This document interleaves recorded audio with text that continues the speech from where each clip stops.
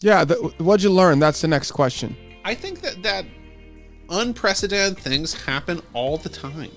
And that sometimes, no matter how prepared you are, something totally new is going to come up that you were not able to anticipate.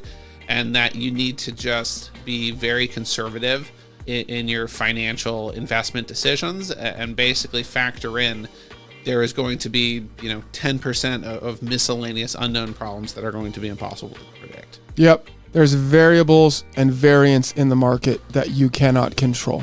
And everything, as you already alluded to earlier, is not going to fall your way. Real estate, I think, is like baseball. Even in sales, there's a closing percentage, right? If you're closing out a 50% cap, that you're doing amazing, right? So, half the time you're not getting the win, half the time you're getting an L. But generally, you could say a closing rate could be anywhere from, let's call it 17 to 25%. And then that's more like a baseball number, right? 1 out of 4 or 1 out of 5, you're closing, Eric, and you're doing a good job. So you're going to get more L's than you get W's. I think it's important, obviously, to understand what you're selling, what the ticket price is, and that's a whole different conversation.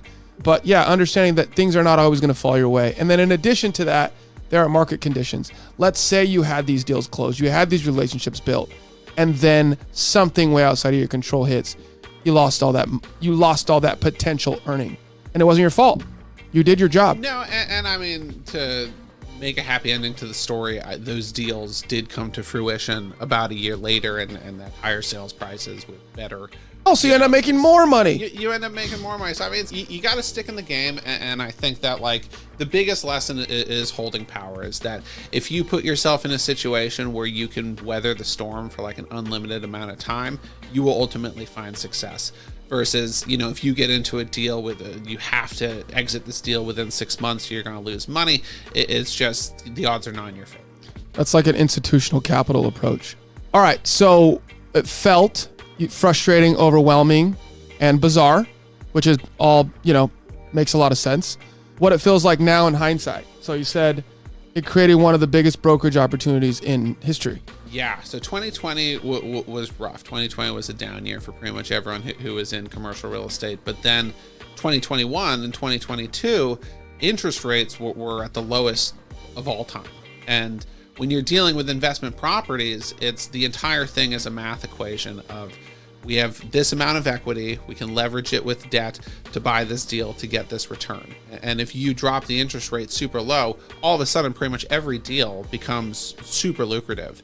And it's like I went from doing like 150 to 250,000 a year in commission to doing over $1 million a year in commission, because all of a sudden every deal made sense and buyers were super enthusiastic and loans were super easy to get.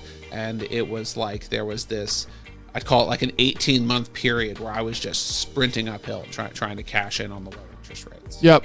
Love that. So you did recognize that there was an opportunity in the market and that you should be really, really pedal to the metal while it lasted. Yeah, and I recognize that it was a finite opportunity because, I mean, I've been screaming about inflation since March of 2020, that if you make money cheap, we're going to have crazy inflation and then you're going to have to raise rates. So I knew that it was like, we got like 1 to 2 years to, smash and grab and get as many deals done as we can, because once rates go up, there's going to be like a big pullback.